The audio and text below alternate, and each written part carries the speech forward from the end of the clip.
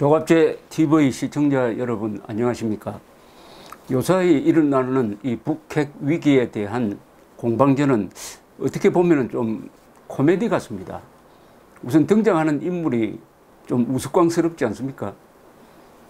그 김정은의 모습을 보면은 그 에어스타일이라든지 생김새가 어디 만화에 나오는 주인공으로서 딱 적격이고, 트럼프 또한 보통 미국 정치인으로는 보기 드문 아주 파격적인 행보를 벌이고 있습니다. 과거 냉전시대 때 우리가 익숙했던 지도자들이 있습니다. 냉전시대 때 처칠, 그리고 트루만, 스탈린 같은 사람, 모택동, 레이건 대통령, 닉슨, 이런 사람들에 비교하면 사람들이 좀 작아진 것 같습니다. 역시 시대가 인물을 만든다는 생각이 듭니다. 어제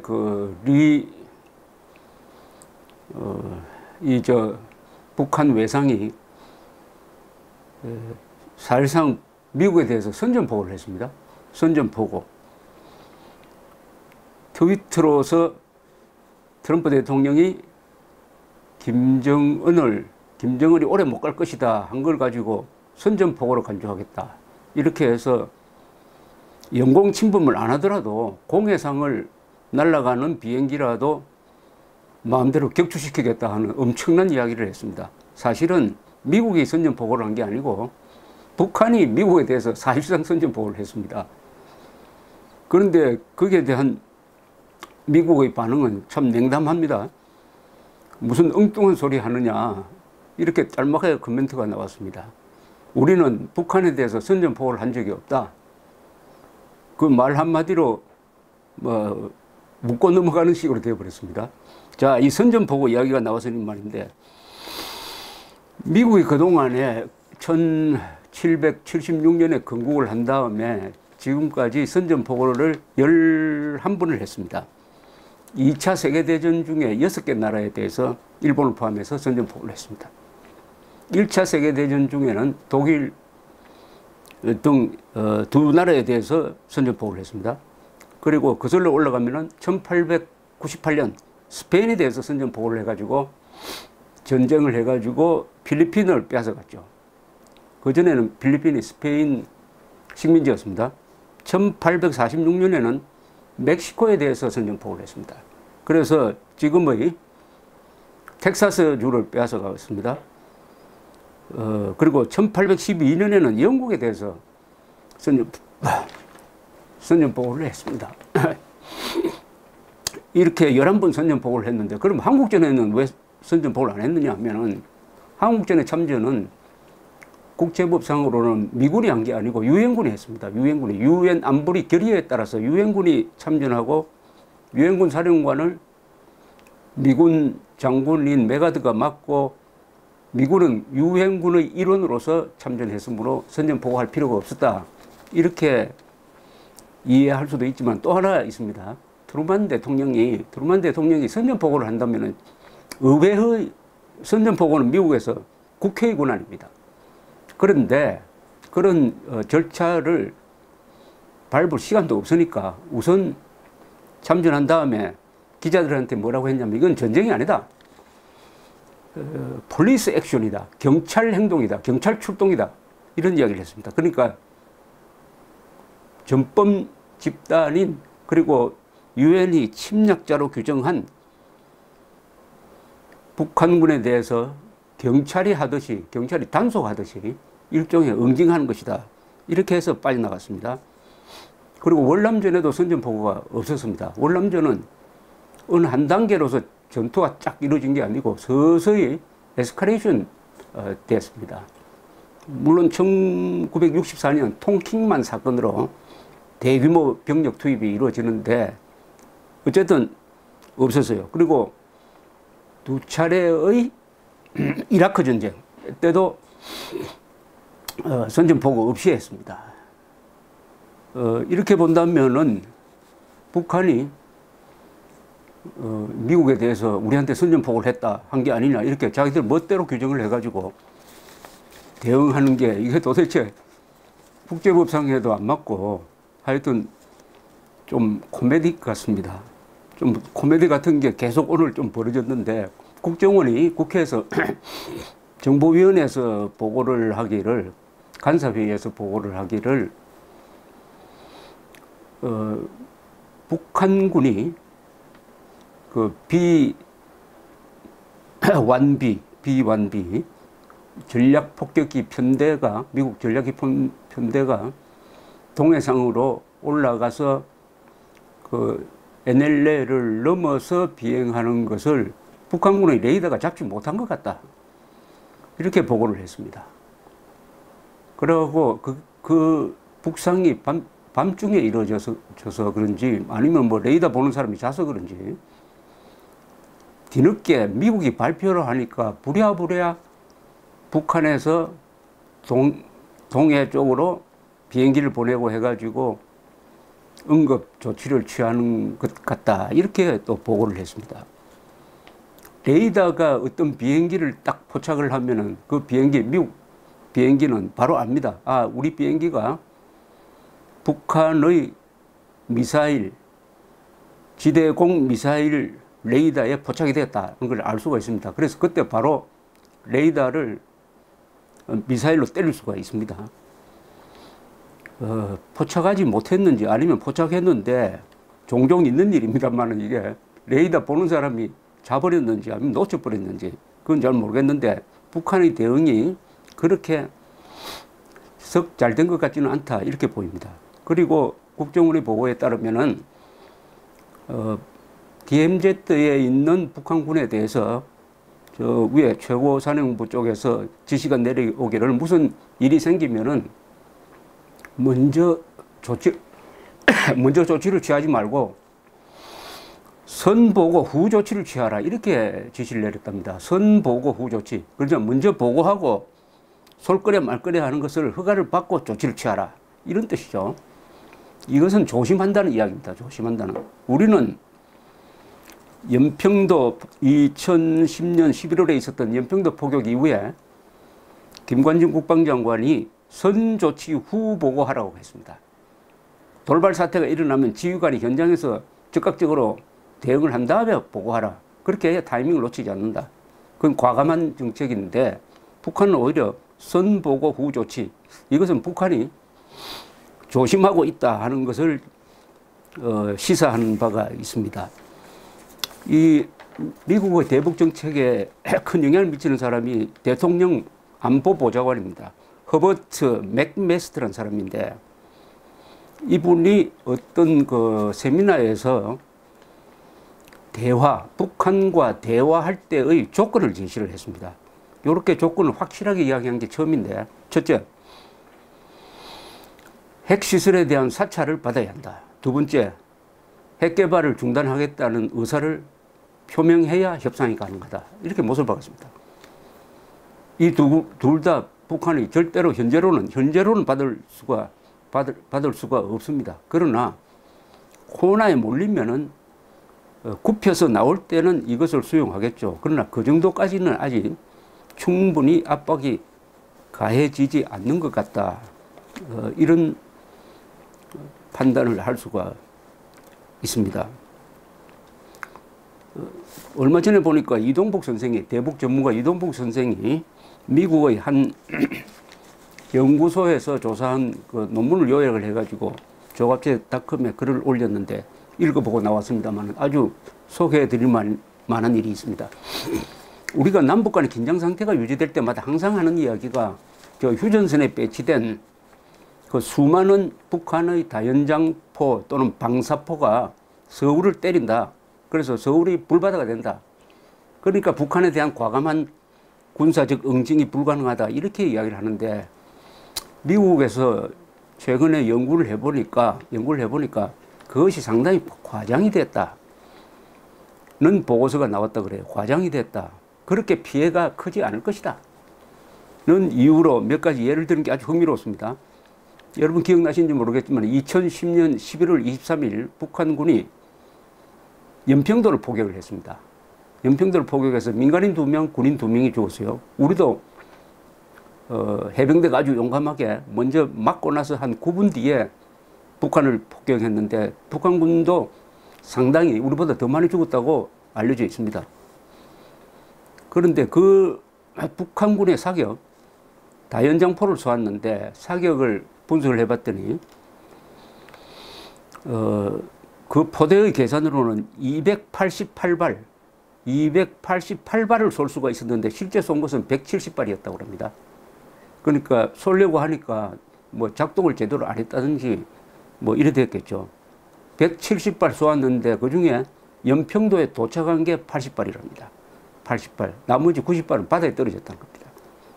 그러니까 아주 부정확하다는 이야기죠. 부정확하다. 그래서 이런 것들을 감안해가지고 만약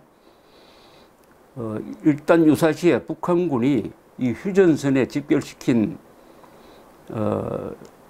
장사포, 방사포를 쏠 수 있는 게 약 700에서 1000문쯤 되는데 그 중에서 실제 쏠 수 있는 처음에 쏠 수 있는 것은 그 중에 3분의 1이 쏠 수 있었다.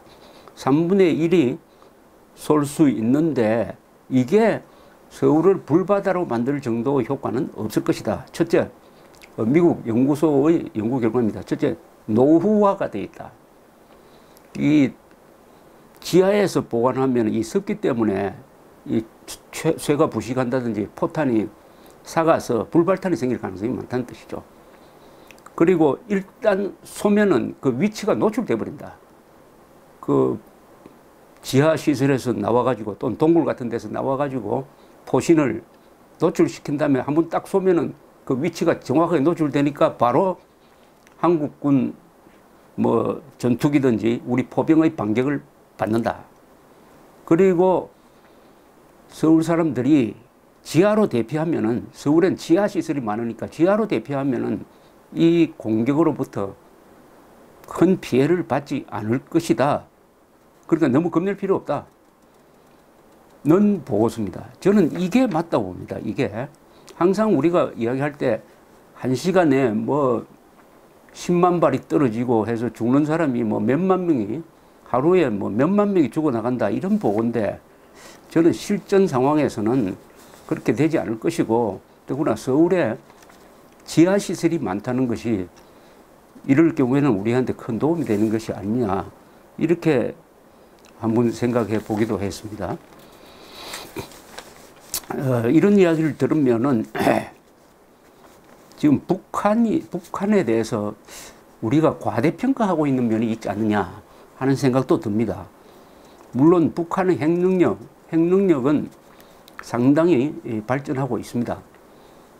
그러나 재래식 군사력 부분에 들어가면은 그것은 고철 수준이다 하는 것이 막 평이 정확하다고 볼 수가 있는데 수년 전에 이 국정원에서 북한을 오랫동안 담당했던 분이 어떤 비공개 자리에서 북한을 이렇게 비유하는 것을 들은 적이 있습니다. 북한은 골다공증 환자다.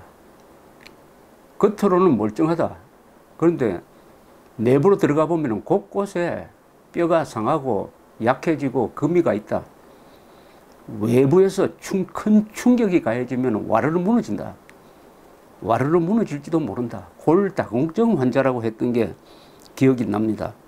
이 골다공증 환자는 낙상사고가 제일 무섭죠. 더구나 뭐 얼음판에 미끄러진다든지 했을 때 한번 특히 나이 드신 분들이 미끄러져서 뼈가 부러지면은 아주 거의 치명적 결과가 생기는 수도 있는데 문제는 북한이 그동안에 속으로 곪아서 곳곳에서 이 균열이 가 있는데 용케도 지금까지 한 번도 외부로부터 한 방 제대로 얻어맞은 적이 없었다는 사실입니다. 그러니까 골다공증 환자는 외부의 충격이 있어야 되는데 그 외부의 충격을 받아본 적이 없다. 1994년에 미국이 북한을 때리려고 했을 때 그때 한국이 말리지 않고 미국이 때렸더라면은 골다공증 증세로서 무너졌을지도 모르고 천안함 직후에 연평도 사건 직후에 했으면은 이 골다공증 환자의 약점이 드러났을지도 모르는데 지금 바로 이분이 북한을 제대로 한 방 때려가지고 골다공증 환자처럼 와르르 와해되도록 만들 수 있는 그런 찬스가 오고 있는 것이 아니냐 이런 생각이 듭니다. 오고 있는 것이 아니냐 이렇게 생각이 듭니다. 이 한국의 핵게임이죠. 핵게임이 지금 벌어지고 있는데 여기에 대해서 이제 여러 사람들이 글을 쓰는데 분석을 합니다. 그 분석을 하면 그 결론이 똑같이 나옵니다. 뭐냐, 핵을 가진 나라에 대해서는 군사 공격이 어렵다. 그러니까 북한의 핵 보유를 사실상 인정하고 북한이 그것을 쓰지 못하도록 하면서 북한 핵과 같이 살아가는 수밖에 없다. 이렇게 이야기를 합니다. 그런데 그런 분석가들의 말이 안 맞을 가능성이 저는 더 많다고 봅니다. 왜냐하면은 이 유동적이기 때문입니다. 이게 미국, 북한 사이의 긴장 관계가 계속되고 더구나 지금 중국에서 김정은은 안 되겠다는 여론이 이렇게 조성되고 있는 가운데서 돌발 사건이 나면은 골다공증 환자가 한번 고대에 얻어맞는 수도 있지 않겠느냐 이렇게 생각됩니다. 지금 북한 외무상이 이야기했던 대로 동해의 공해상을 비행하는 미국의 전략 폭격기를 향해서 북한이 미사일을 쏘았다고 합시다. 그 미사일을 쏘면은 충분히 전략 폭격기가 미사일이 날아오는 걸 감지하고 회피할 수가 있습니다. 아니면 어쨌든 미사일 딱 쏘았다 그러면은 그 다음에는 미사일을 쏜 포대 레이더 기지를 미국의 전략 폭격기가 공격해서 말하자면은 완전 파괴를 할 수가 있습니다. 그렇게 되면은 북한의 공군기가 출동하겠죠. 그럼 미국의 공군기와 대결을 하게 되는데 이건 아마 게임이 안 될 겁니다. 게임이. 워낙 비행기의 질이 틀리니까 이런 식으로 공중전을 하면 어떤 게임이 나오느냐 하는 것은 이스라엘과 저 시리아 사이에서 1980년대에 한 번 있었습니다. 그때 시리아 전투기가 한 80대가 떨어졌어요.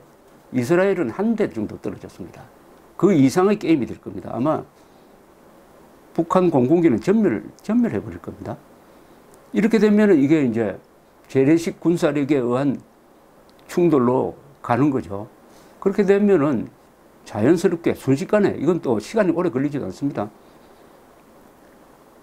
극동해에 배치된 미국의 전투기가 총 출동하면 한 200~300대 출동하고 그 다음에 여기 항공모함이 와 있으면은 2대가 오면은 한 150대가 추가되니까 한 300~400대가 북한 상공으로 몰려가가지고 첫째 방공망, 그러니까 레이더 기지, 그 다음에 대공포, 미사일 기지를 폭격해 버릴 수가 있습니다. 그 다음에 미국이 북한에 이렇게 통보할 수가 있습니다. 앞으로 북한 상공에서는 비행기를 띄울 수가 없다. 흔히 말하는 노 플라이 존입니다. 비행 금지 구역을 설정해 버리는 겁니다. 그리고 북한이 만약 핵 미사일을 쏠려는 기미만 보이면 우리는 때리겠다. 기미만 보이면 때리겠다. 이렇게 하면은 도관에 든 쥐가 되니까 그 뒤에 북한에서 무슨 일이 벌어지느냐. 바로 골다공증 환자가 호되게 한번 맞고 자신들이 그동안에 종이 호랑이였다는 것이 만방에 노출되지 않을까. 물론 그때 서울을 향해서 장사포를 쏠 수는 있겠지만은 아까 말씀드렸던 대로 그게 거의 치명적 타격은 되지 못할 것이고 그렇게 되면은 이게 북한 체제가 붕괴되는 쪽으로 가는 것이 아니냐. 그래서 이런 돌발 사건 서로 북한이 미국에 대해서 사실상 선전포고를 했습니다. 미국은 선전포고를 안 했는데 북한은 미국에 선전포고한 게 맞아요. 그 어제 쓴 용어가 다 선전포고에 쓰는 용어입니다. 그러니까 미국이 무슨 대포를 쏜 것도 아니고 그리고 자기들 영공으로 침범한 것도 아닌데 세상에 어느 대통령이 김정은을 비판했다고 해가지고 트위터를 상대로 선전포고했다고 하니까 이게 참 코미디도 이런 코미디가 없습니다. 그러나 어쨌든 말로서는 선전포고를 했고 앞으로 만약 또 그 전략 폭격기 편대가 저 동해상을 북상하면은 그때는 김정은이가 약속대로 뭔가 손을 써야 됩니다. 미사일을 쏘든지 안 하면 종이 호랑이가 되고 더 우습게 보이는 거죠. 그럼 쏘면 어떻게 되느냐? 쏘면 지금 제가 말씀드린 시나리오대로 호되게 당하게 생겼다. 이래서 어떤 돌파구가 열리지 않을까 하는 뭐 그런 생각을 한번 해보게 되었습니다. 그래서 한반도 핵게임은 이제 서서히 새로운 국면으로 넘어가면서 이 국면이 이 가변성이 많은 국면입니다.